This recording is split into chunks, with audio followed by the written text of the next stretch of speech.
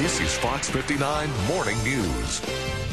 And still ahead this morning, if you're a mom, you're not going to want to miss this website we're going to be looking at. It's called MamaSource. It's a one-stop shop for advice, reviews, referrals, and much more information new moms are always looking for. Stay with us. Thank you very much, Kyla. From diapers to doctors, new moms always looking for advice on which products and services are best for their babies. Now there's a website that may be just for you, MamaSource. We'll learn more about all the things available to you from one mom who's active on the site. So we're going to check in now with Angela, who has information on a website that's I just want to talk about this little cute look. Baby. Hi, Eli. Hi. Oh my gosh, I'm in love. Moms, we are working for you with answers to your questions. When did you start feeding your child cereal? What preschool do you think is the best around? Are there new kid-friendly fun spots that whole family can enjoy? MamaSource is a private website for moms where you can get all sorts of information. And Sarah Dunn is mom to 8-month-old Eli, and I've kidnapped him from you. She joins us this morning to tell us more about it. How did you find out about MamaSource? I think a friend told me about it. Back when I was pregnant, I was looking for information on cloth diapers and birthing practices and things, and so I started before I had him. What kind of information did you find was really helpful to you? Is this something that you check out often?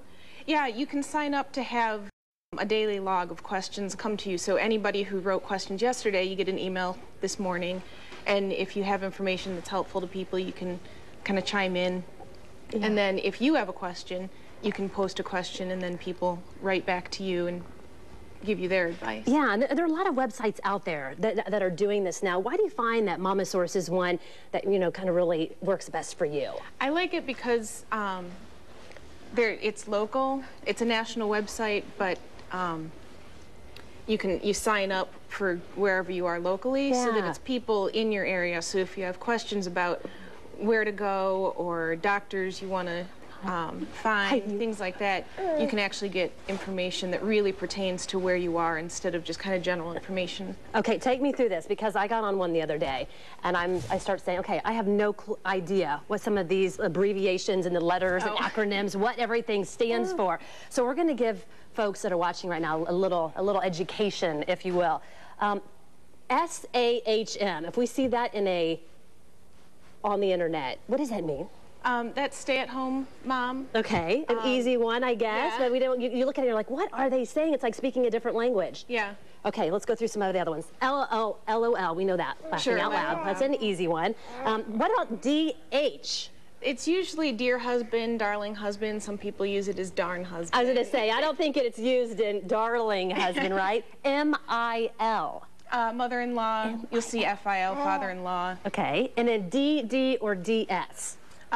Darling or dear son and daughter. Okay, and I guess if you don't know what someone's saying, you just email them back or respond and say, hey, what are you talking about when you're chatting? Yeah. What do you think is your biggest question now as Eli's, approaching 9 months old? What sort of things are you guys talking about on the website as far as this age group?